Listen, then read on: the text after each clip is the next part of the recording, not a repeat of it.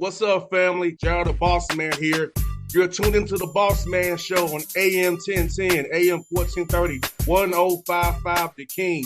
Let the King out at 105theking.com and the Bossman Show at bossmanshow.com. Hit me up on Instagram, The Bossman Show, Twitter at Bossman Show, and Facebook, Bossman Show. It's the Bossman on your radio. Listen to the Bossman Show with your host, JR, Saturdays at 9 a.m. right here on AM 1010, The King. BS3 Network, changing the way you watch TV.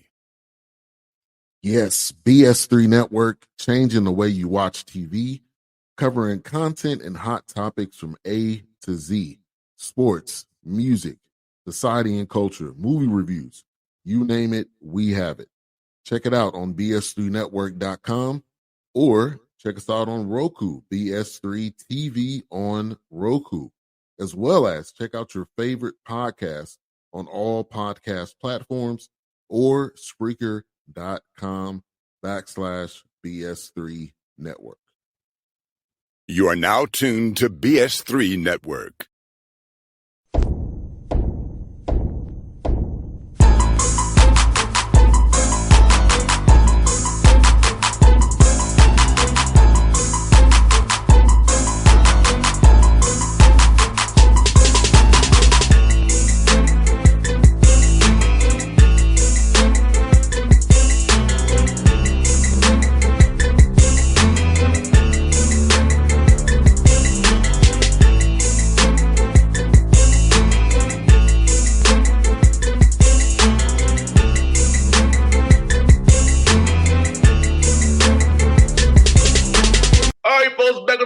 Man, show friend of the show. You see him on the screen. Levell, Senators of Binghamton, the Bearcats out of the America East. Fifth year there, man. Levell, good to talk to you, brother. How you doing?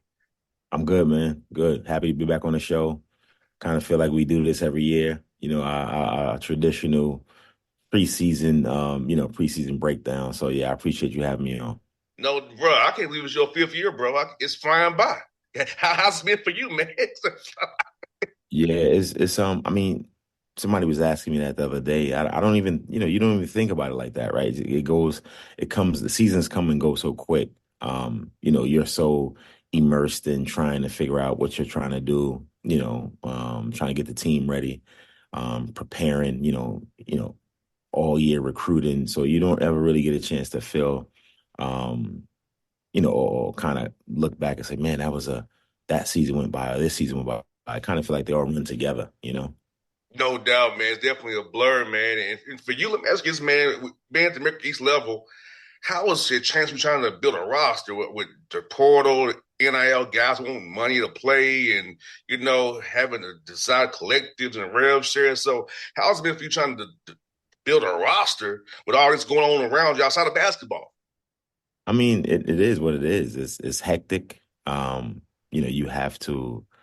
You can't complain. You definitely can't complain. You have to figure out ways that you can make your program appealing to recruits and student athletes, right?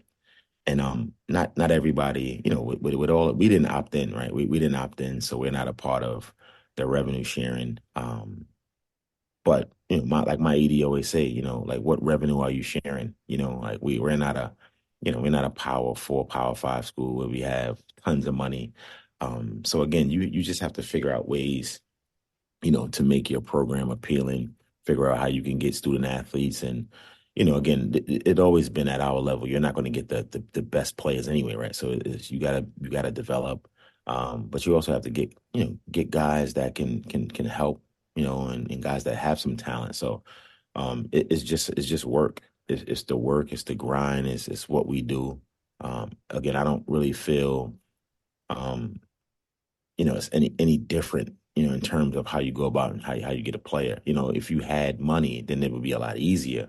But, the school and the situation we're in, we're a big time academic school, so that's always been a hurdle for us anyway. And so, we just try to be creative. We reach out to our the networks, the people that we know, people that we trust, and then that's how we've been doing this thing here. No doubt. And would you say with these new changes, it's allowing you to get better freshmen you would never get in the past? Give you opportunity that they can be overlooked because a lot of teams in the Power Four probably want to be old and stay old. So you're getting ready to get good young players where they're overlooking when they want to be old and stay old and try to win now, per se. You know what? I don't know if that's really been the case. I do think like the freshmen that we have taken, we always try to take guys that we feel can play. I think we got two really good ones this season, and I don't think it was a matter of, you know, some school didn't want them, or whatever the case. I just think that we found student athletes that were our type of student athletes that fit our program, that fit how we like to play. And so I haven't really felt that because, top programs want to stay old or they want to take guys out of the portal, that it helped us somehow get better freshmen. Maybe that could be true at some other levels. I don't feel here at Binghamton that's been the case for us. No doubt, man. I feel you on that, man. And man, I see you have a lot of veterans on your roster too. So talk about that having vets who played ball before, but also trying to get them to learn your language because we both know basketball is a language of itself. So what's blue here may be red here. So getting on saying language, getting guys on the same page about that. So when y'all call certain coverages or certain actions, it's not a confusion of habits from my old place. Yeah, you know what?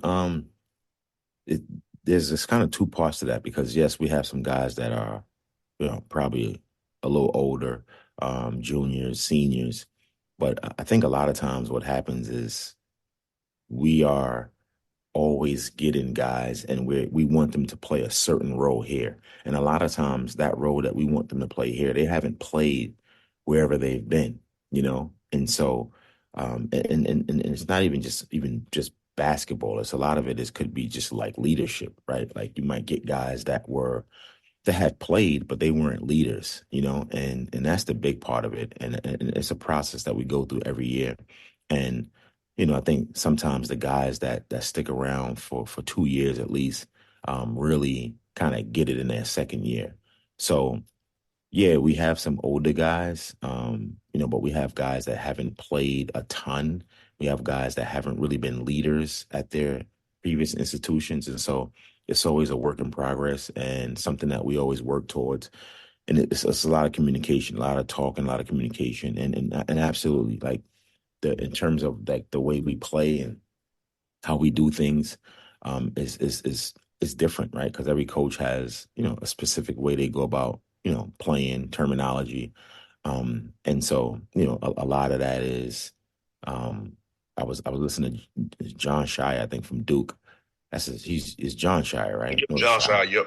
Yeah, I was listening to him the other day at Duke. He was saying that a lot of the kids that they get in because they're getting top players right in the country, a lot of them have dominated the basketball. And so when you come to Duke, now you have to play with other really good players. And so you're not going to dominate the basketball. And then it's adjustment period. And so it's the 98% of, things that, you have to do on the court that is going to really kind of stand out and it's what NBA teams are looking for.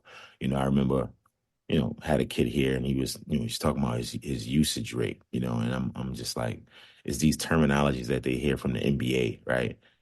It's like, man, we're playing college basketball, man, please.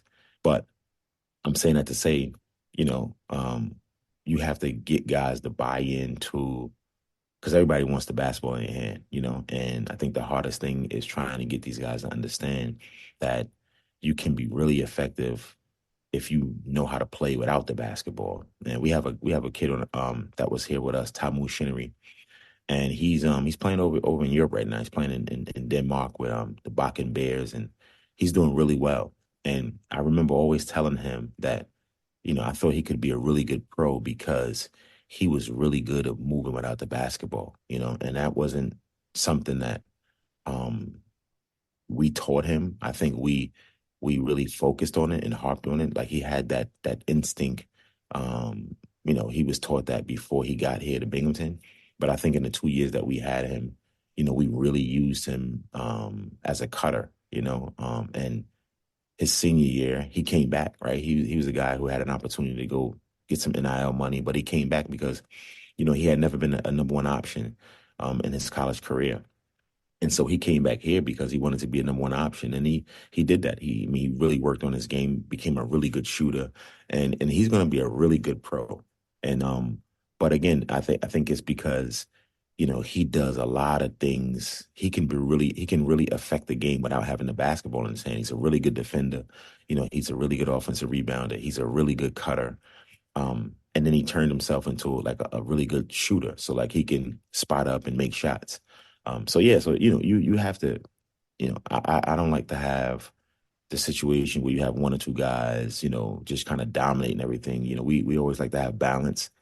Last year at one point in the season, we had like 5 guys averaging double figures. I think we finished the season with 4 guys averaging double figures. And so, again, that's just getting guys to understand that there's one basketball, but you can affect the game without having the ball in your hand, because most of the time you play the game without the basketball. So, yeah, it's definitely, you gotta adjust, and guys have to adjust to us when they get here. Levell, so say I was talking to a young man on another team yesterday about. I said, son, when you watch film, you have to watch film of yourself off the basketball and not guarding the basketball. When you watch your film, you look at yourself and you got 20 points dropped on you, you only scored 10. You look. So my question is about film watching and teaching young men about how to watch film the right way, how to learn and grow from film study, and get them to look at themselves when they're not on the ball defensively or with the ball in their hand offensively. Yeah, that's funny because I watch a lot of video with our guys as well as our other coaches.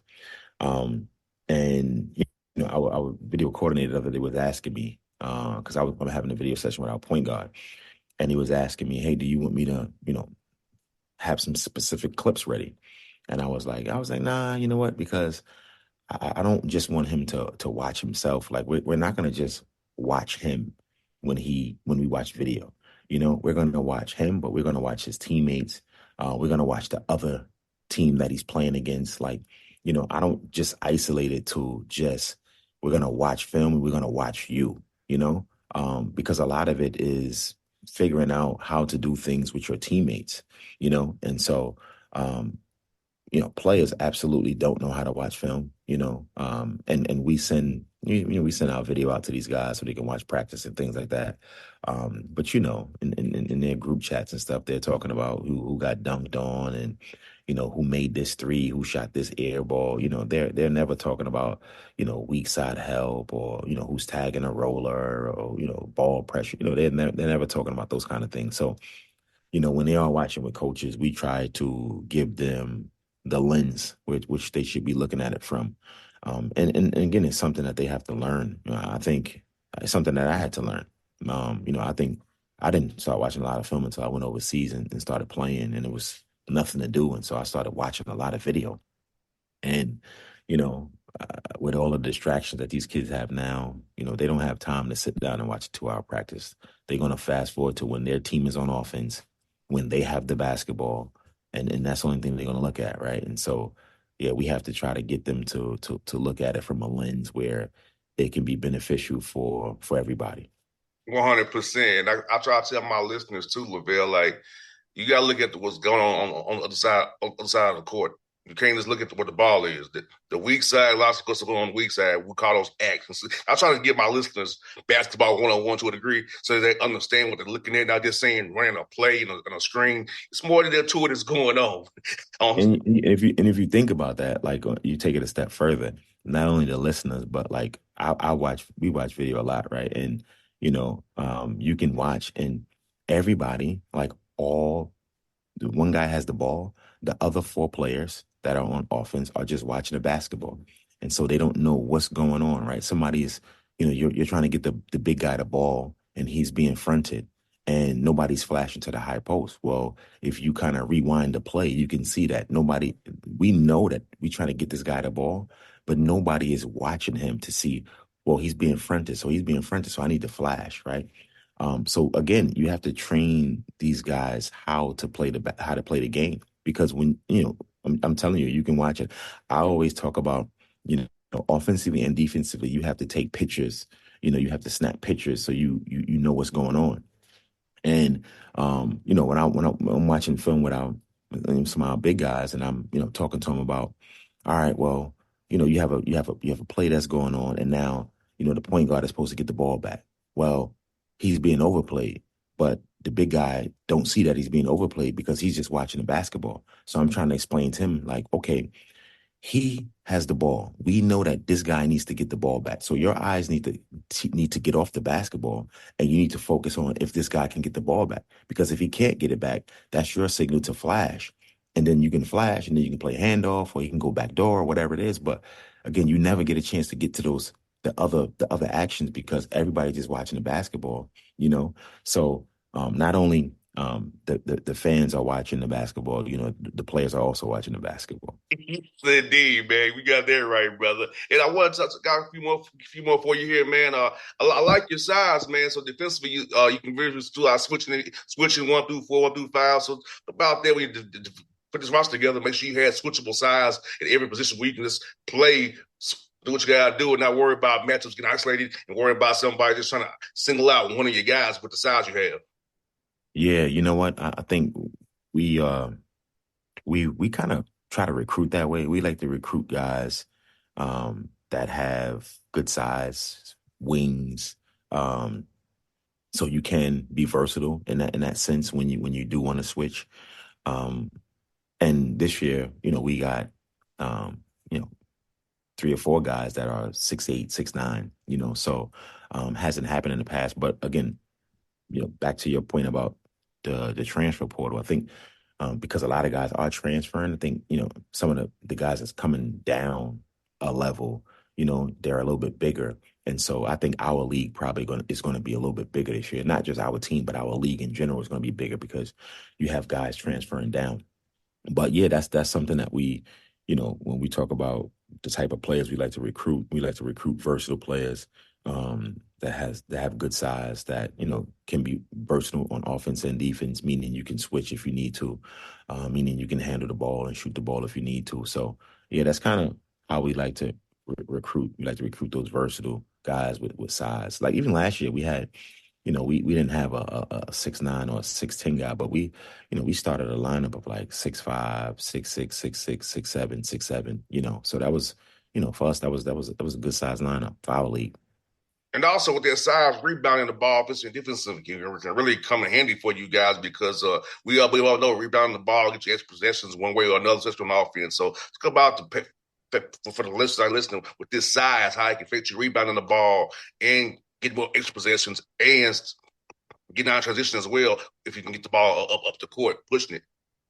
Yeah, I think we've been a pretty good rebounding team, because we emphasize rebounding on both sides of the ball. And so obviously you can't finish possessions and you can't get out in transition. You can't start your possession until you rebound the basketball. So that's one thing that we really, we hop on, we focus on, we track those things, offensive and defensive rebounding.